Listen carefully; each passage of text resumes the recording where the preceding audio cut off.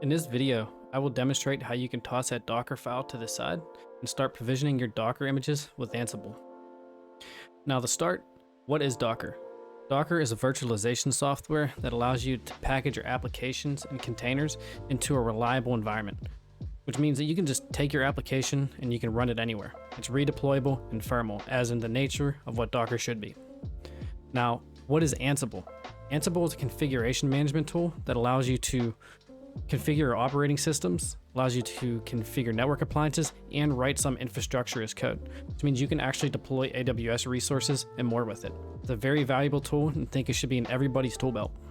Now, what are we going to be doing today? We're going to install Docker in Ansible. We're going to create a simple Docker file and build that container for our web server. We're going to demo the Docker build. We're going to create a simple Ansible playbook to build another container for a different web server. And we're going to compare the steps between the procedures. We're going to demo that Ansible build, and I'm going to share some thoughts. Now we're ready to move forward with our tutorial and start installing our prerequisites and software. First thing you want to do to install Docker is make sure you don't have any existing Docker software installed. You want to make sure you're on the latest. So you can either follow the official Docker repository steps or what I'm going to be doing ahead of time. So you're more than welcome to follow along or do this in your free time. So you want to remove Docker, the Docker engine, Docker IO, and containerd. Then we got to install other dependencies such as CA certificates, software properties. Go install them. Paste.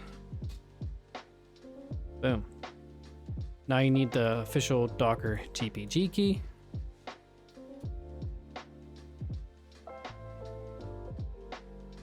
Then you got to add the actual Docker repo. Update your package manager.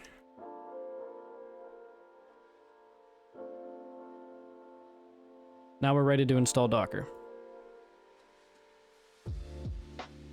So we'll install Docker Community Edition, the CLI, and containerd.io. Yep, and we can see here that it didn't install everything because I already did this ahead of time, and I'm just showing you again. Now after you install Docker, everything should run fine. So if you run docker.version,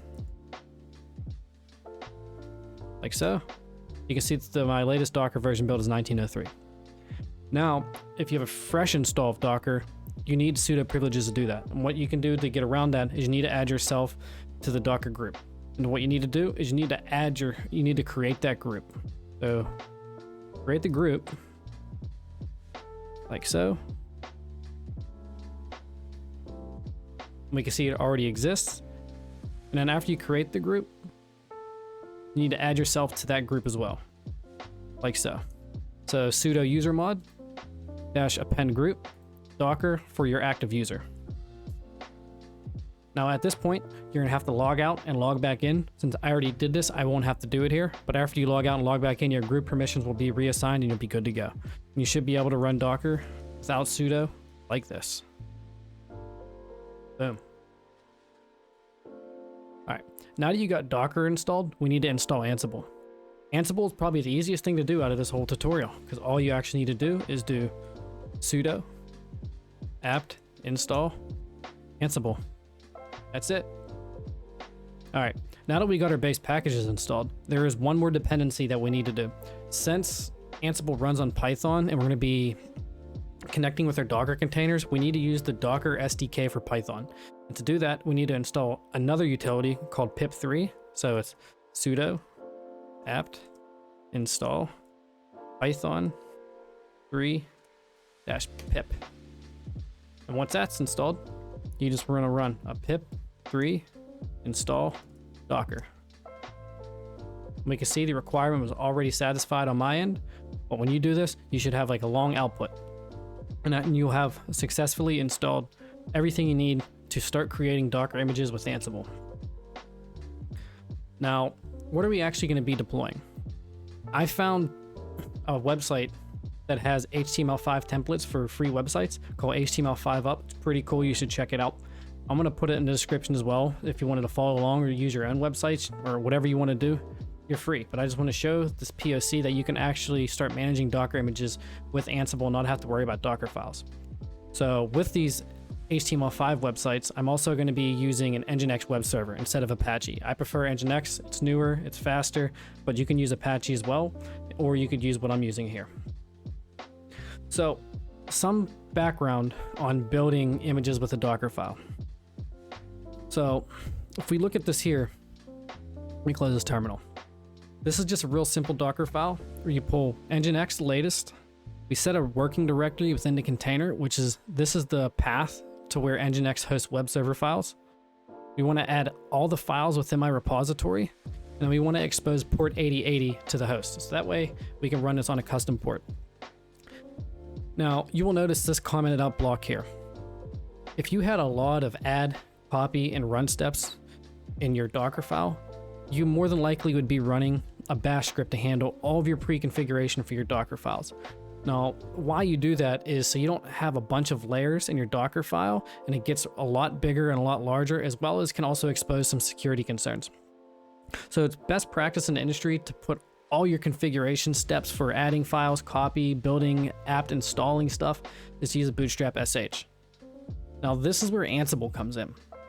Instead of having to run all these add commands, copy, bootstrap, we can define this stuff in infrastructure as code. So that way we can see everything that we're doing in a more declarative way rather than a bash script. To me, that's a little more easier to view. Might not be for you, but who's to judge? So if I have this Docker file right here and I just open up my terminal, you can see here I have two different folders, one Ansible build and one for Docker build. If I go into my Docker build, make sure I don't have any Docker containers running.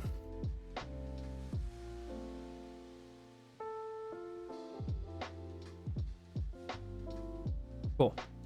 So what you want to do, if you want to follow along with my repo, which is in the description, or you can do your own. So I'm going to build a Docker image called Docker build.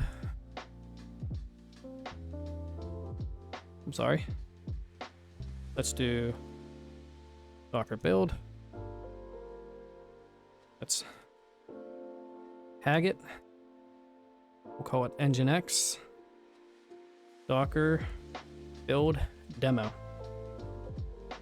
All right, we can see we can successfully created this Docker image. Now we need to run it. So we're going to do Docker run interactively. We're going to remove it when it exits. We're going to detach it so we can still run the terminal commands. And we're going to assign port 8080 to 80 on my host. And then we're going to name this web server Docker based off the Nginx Docker build demo. There we go. So now if I go over here to my web browser and go to localhost 8080, this is our first website. And we can see everything's working. We clear the terminal.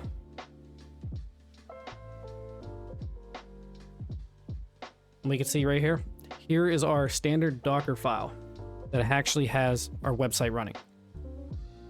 Now, what we want to do is we want to recreate a website using a Docker image from Ansible. And to do that, you have to create what's called an Ansible playbook. An Ansible playbook is pretty much, not pretty much, it is a configuration file in their declarative YAML syntax to just be able to align everything out. And how you do that is you create whatever you want to call it, Docker image playbook.yaml, and then we need to start defining some things. So some of the requirements ahead of time. Ansible requires Python 3 to be configured on the host to be able to start configuring some things.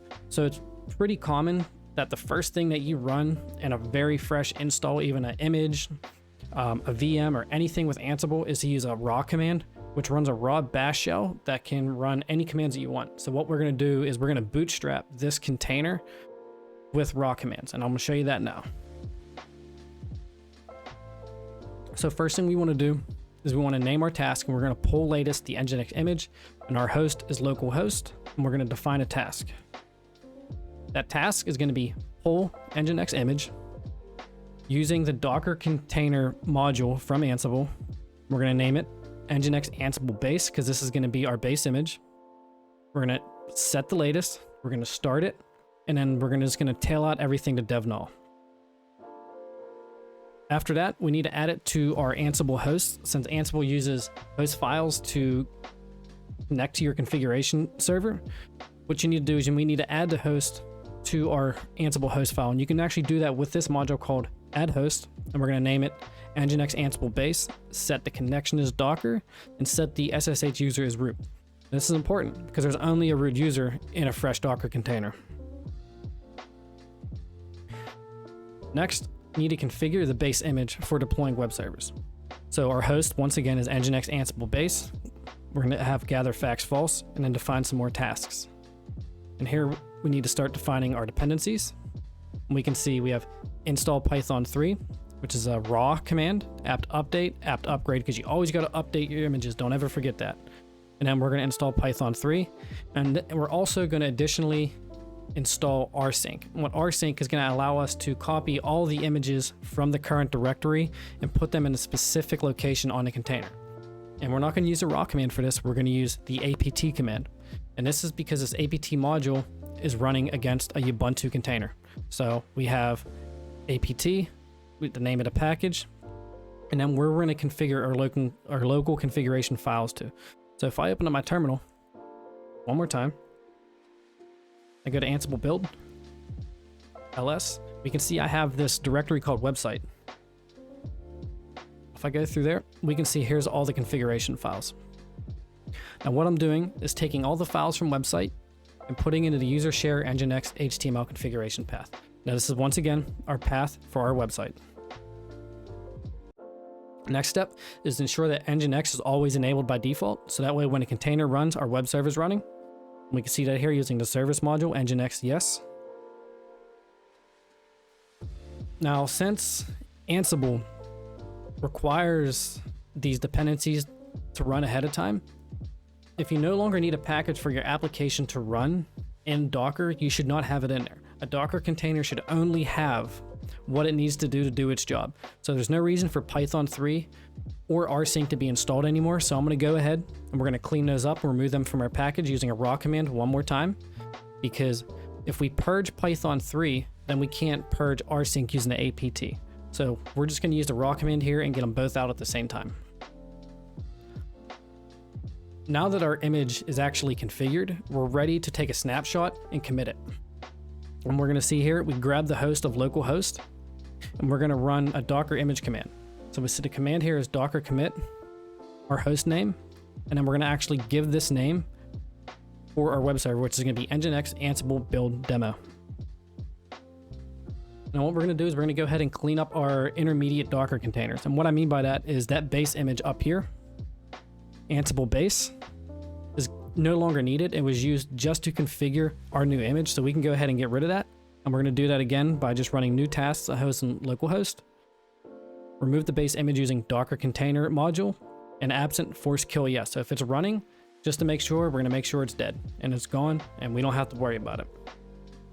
And that's pretty much it. Now, this might be a little confusing to you at first if you've never seen an Ansible playbook. Where this really comes in is you can see cleanly what we're doing here.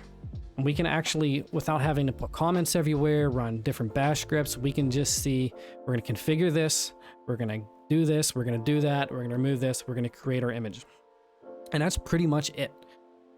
It makes our file look a little bit bigger, but you can actually do other things with Ansible, such as loops. You can pass in values and variables. And also, if you need to inject secrets into your container at build time, you can use that with Ansible Vault. And I think it's a very powerful feature, and sometimes it might be overlooked.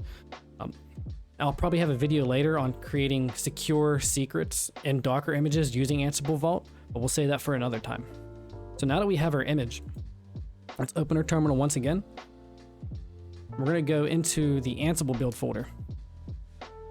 We can see here I have Docker image playbook YAML.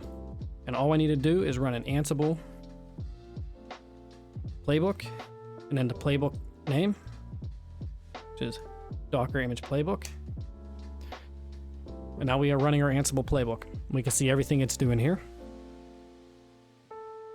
We add the Nginx image to Ansible hosts. It's configuring the base image. It's installing the packages such as Python. Here goes rsync.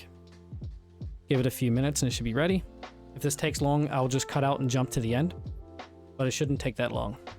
And And yep, we can see it's already cleaning up. It's committing to Docker host, and it's done.